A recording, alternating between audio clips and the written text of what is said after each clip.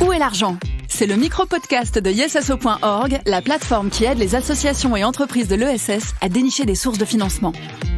Pas de blabla. Chaque lundi, en 5 minutes chrono, des dirigeants de fondations, des responsables de la vie associative, des experts de la collecte de fonds vous distillent leurs 3 meilleurs conseils pour répondre à un appel à projet, candidater à une subvention ou développer vos ressources.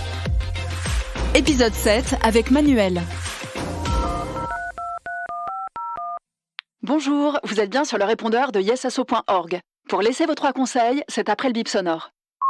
Bonjour Yesasso, je suis Manuel Pomar, le directeur des partenariats et du développement des ressources de l'association Unicité. Et voici mes 3 conseils aux associations pour vos recherches de financement. Conseil numéro 1, mettez en avant l'impact de votre projet. Voilà, je pense que ça c'est un incontournable depuis quelques années. La mesure d'impact social s'est affirmée comme un incontournable pour les financeurs. Et attention, là je parle pas du reporting qui est un simple chiffrage quantitatif de vos résultats.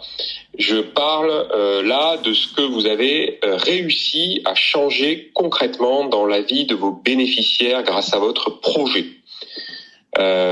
C'est ça la mesure d'impact social.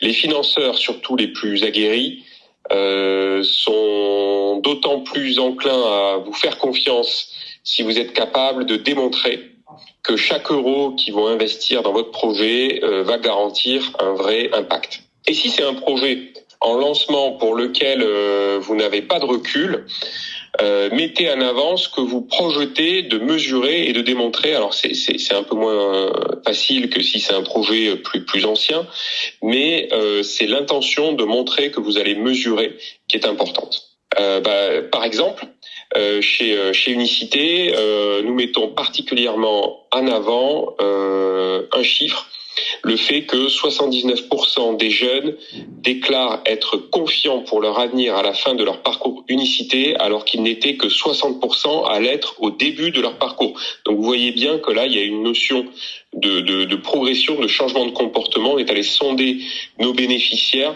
donc c'est pas un simple reporting chiffré. Conseil numéro 2, ciblez les financeurs qui sont les plus alignés avec votre projet. Ça ne sert à rien d'aller, entre guillemets, arroser et, entre guillemets, balancer votre dossier partout. Il est préférable de cibler des partenaires qui ont un véritable intérêt stratégique à vous soutenir.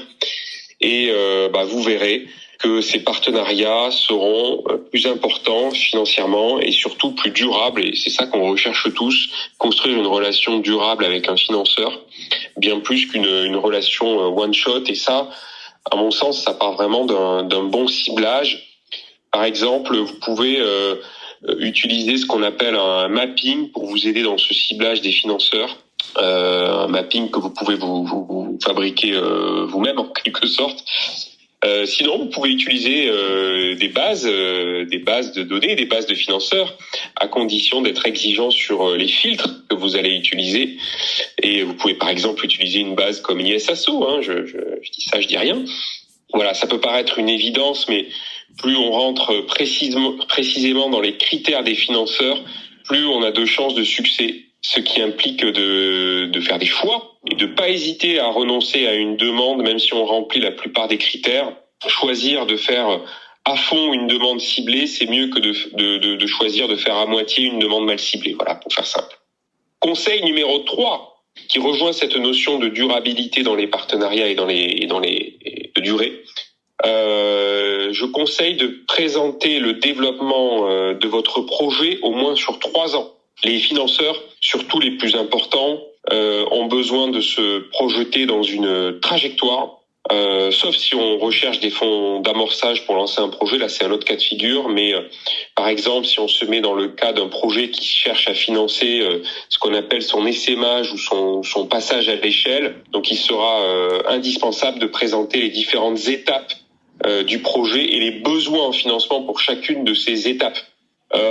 Voilà, ce message est déjà beaucoup trop long, donc j'espère que ces quelques conseils vous seront utiles, que vous en ferez bon usage et surtout longue vie à Yesasso. Allez, salut. Nous espérons que vous avez trouvé ces conseils utiles. Pour retrouver chaque semaine un nouvel épisode de Où est l'argent, abonnez-vous à notre podcast et si vous l'appréciez, partagez-le avec vos amis. YesAsso.org, la plateforme qui aide les associations et entreprises de l'ESS à dénicher des sources de financement.